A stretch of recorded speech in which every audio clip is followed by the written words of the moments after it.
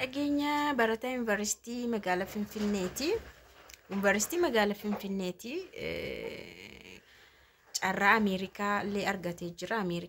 Ameerikaa Filadelfiyaa argatee barana eebbifamaa waggaa arfaffaa baratee obboleettiinsaa waggaa 8 biyya Arabaa kan hojjette. Amma viidiyoo ishiin argitu natti fakkaata. Suuraa kana yoo argitanii mucattii kana viidiyoon ishii vaayiraalii bahee jira.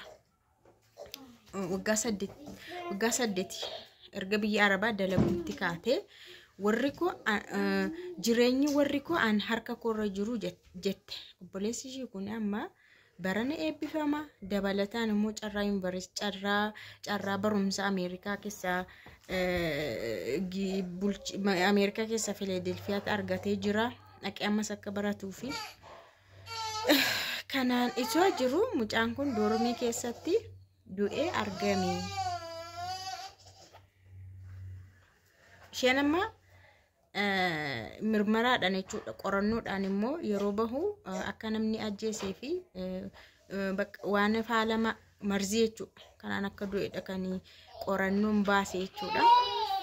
Egaa namni immoo duubaan nagaan akka duubaan haasa'anitti immoo hiriyaa isaatutti inaafee akkas waan kanarratti raawwate kan jedhamu duubaan haasa'ama mitiire silaa hamii baay'ee jira. Doormii sana keessa isaa fi mucaa du'e kana qofaatu ture kan jedhamu baay'een jira. Yaa'u erga marzii ta'eeti namni nyaachise jira jechuudha. Itti inaafee kan jedhamu namni itti inaafe tokko jira. Hiriyaansaa itti inaafee akkas godhe jedhaniitu garuu untini ta'e isheen amma obboleettiin kun haqa dhabe obboleessa koos dhabeen haqas dhabe jechaarti.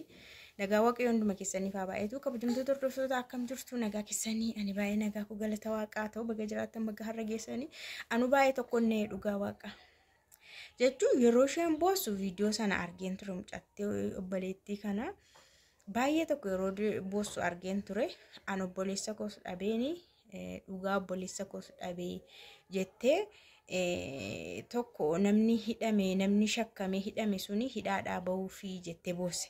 Namni shakkame hidhame suni hidhaadhaa bahuufidha na gargaaraayyuu jettee yeroo boossu argeen ture garuu maal akka ta'e hin beeku.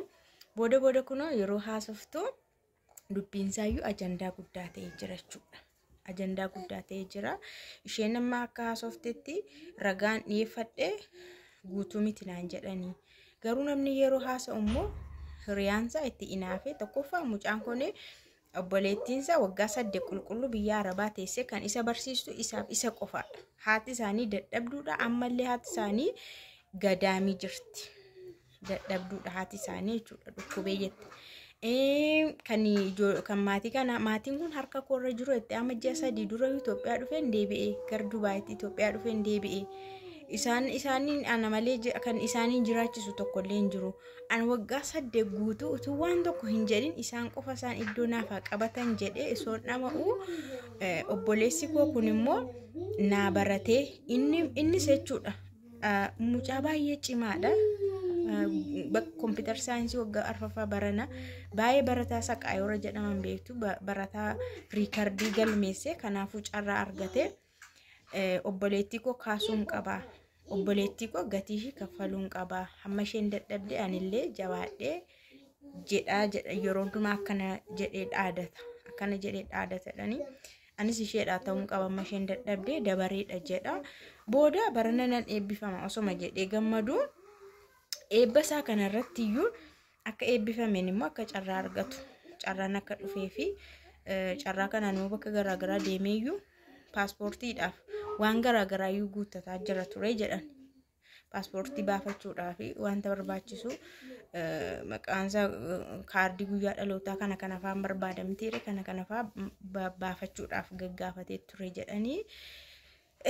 Adeemsuma kana keessatti mucaan kun doormii keessatti du'ee argame. Yeroo qorannoon godhamu faalameetu marziidhaan akka du'e qorannoon agarsiisa. Isa booda immoo namni itti shakkamu jira mitiire namni itti shakkamu hiriyaansaa tokko immoo itti shakkame.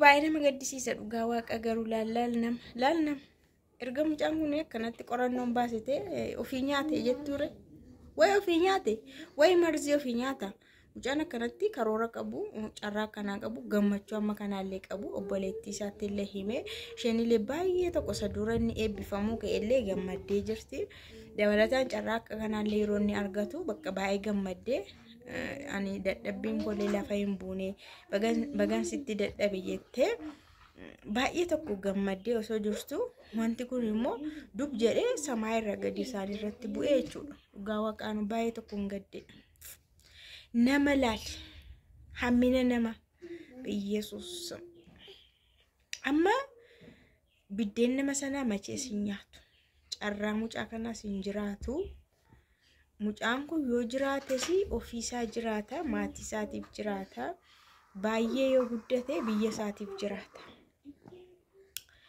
namni akka kana godhee mucaa kana karaadhaa deebise garuu yoomillee yoo ta'e iddoo mucaa kana hin argatu dhugaan siniin jedha garuu nama laali inaaffaa nama laali namuma ati beektu namuma si jammar namni si ajjeesu fagoodhaa dhufa seete biyya alaatti xiyyaara yaabbatee si dhufa seete isuma bukkee kee jirudha isuma si faana nyaatudha isuma mana kee keessaatidha isuma ati faana bultudha gaafa guyyaa wayii jechuudha gaafa guyyaa wayii namni lip godhee dhabama si godhu nama si bukkee jirudha nama si faanaati nama si beekudha na inaaffaan immoo jira barumsa irratti wal caaluun kun sadarkaadhaan eebbifamuun yuunivarsiitiitti immoo gabeektu unkaan yuunivarsiitii miti kutaa gadi aanaatti ijoolleen walitti ni inaafti isuma sadarkaa xiqqaa irratti walitti inaafti